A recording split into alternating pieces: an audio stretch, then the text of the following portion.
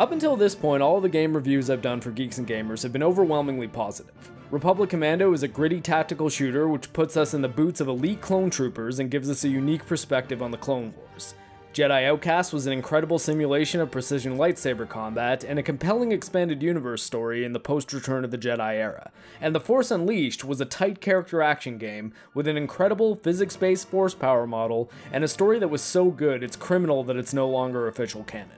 While I intend this series to largely focus on the positive aspects of the LucasArts era Star Wars games, I also want to be honest and as objective as possible in my analysis of these games, as well as any other games I cover, both on Geeks and Gamers and on my own channel Mark the Cyborg.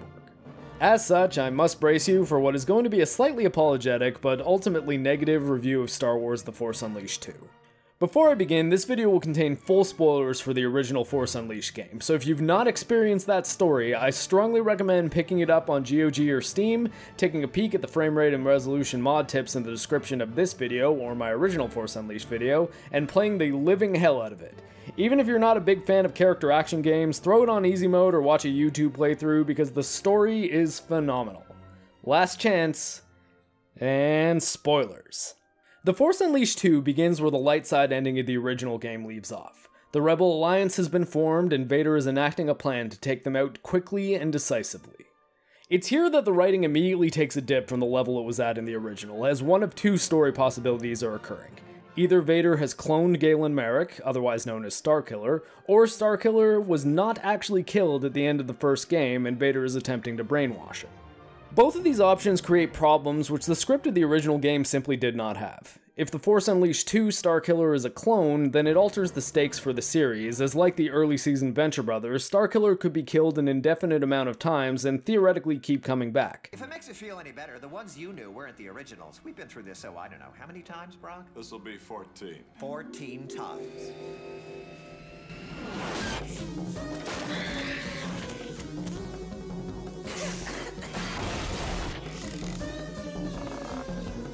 The character of the original Galen Marek therefore loses his value in the universe. On the contrary, if he lived at the end of Force Unleashed, his noble sacrifice, which fits so well with the first game's premise that he was the spark which ignited the rebellion, is rendered meaningless, retroactively damaging the first game's story. This core premise is the reason that despite my love of Force Unleashed in 2008, the first time I ever played the sequel was very recently for this review. I didn't want anything to ruin the narrative of the original game. If only I'd used that philosophy to skip The Last Jedi, I wouldn't wake up in cold sweats nearly as often. Luckily, once you get over the base premise, they do a few cool things with the story, although even these cool things create some issues with prior established expanded universe canon. I'm referring specifically to the rule of a Force-sensitive clone being addressed. Timothy Zahn's Thrawn trilogy set a rule in the expanded universe about clones of Force-sensitive people being somehow disrupted from their original source body. The theory is that the Force knows something is wrong, and that the new body is not the body of the Force-sensitive person, so it creates an evil funhouse mirror version of that person.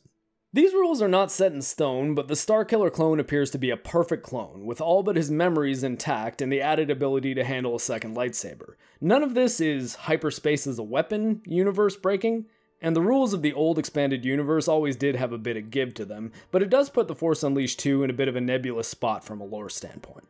If you're able to disregard that and accept the game's version of these rules, the story does use this premise for some good moments. Starkiller is constantly struggling with whether or not he's a clone, whether or not Force user clones are even possible, and what the implications of Vader creating an army of Dark Jedi clones would be for the rebellion. It would be bad. Really bad. Sam Witwer puts in another great performance, but it's hard to feel quite as invested in either the story or the characters this time around. It feels much less like a story that needs to be told, and much more like an excuse to have another Force Unleashed game. It really just makes me wonder what would have happened if this game were given more development time, or if a third game in the series were made. The light side ending doesn't feel very complete, and it's hard to tell how much of that was due to the development time being cut short, and how much story content was just being saved for the cancelled final chapter of the intended trilogy. So what does the game do well?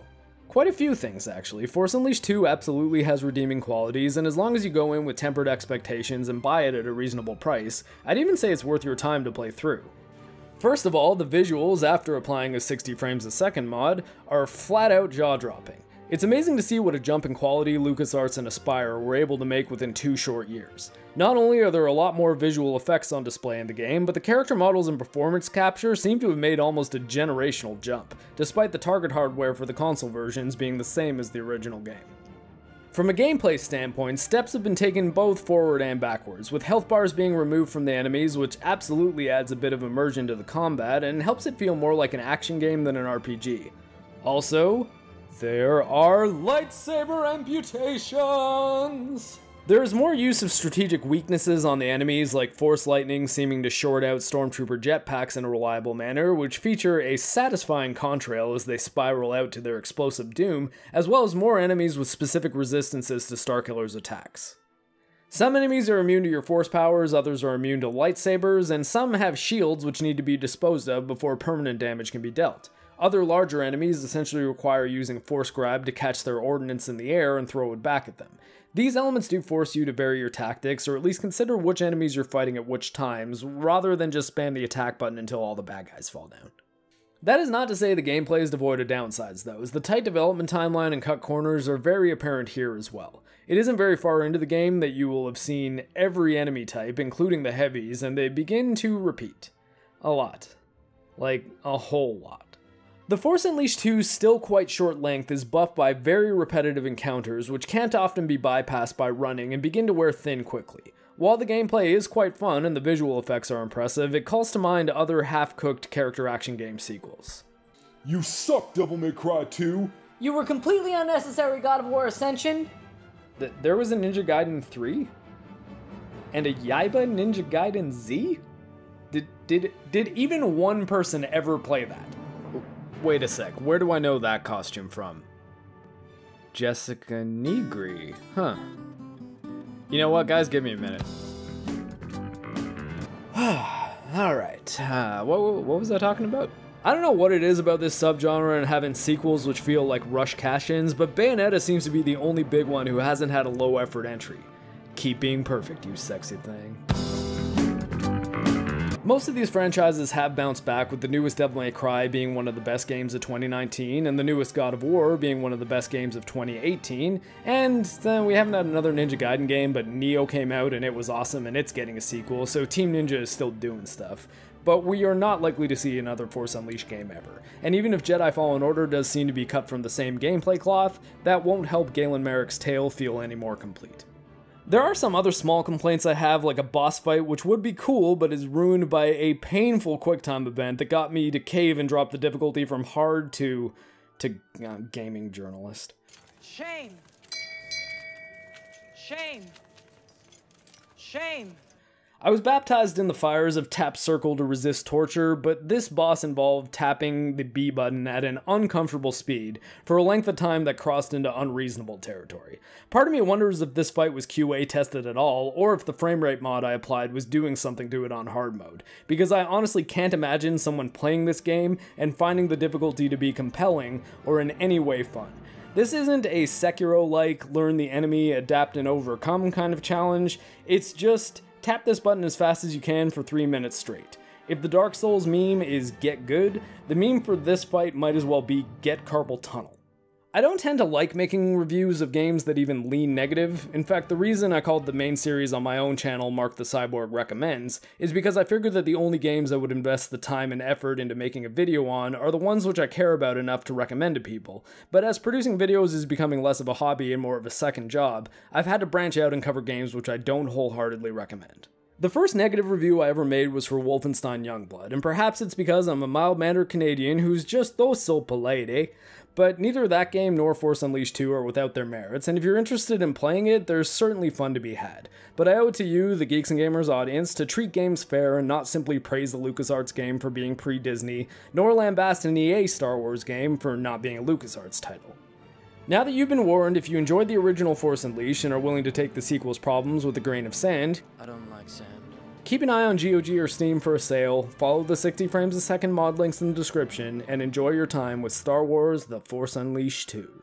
I can't keep doing that. It's starting to make them buggy. Look at this. Sting, what day is today? Sagittarius. Good. Now, Hank, what color is my tongue? It's kind of Wednesday? like a late Wednesday?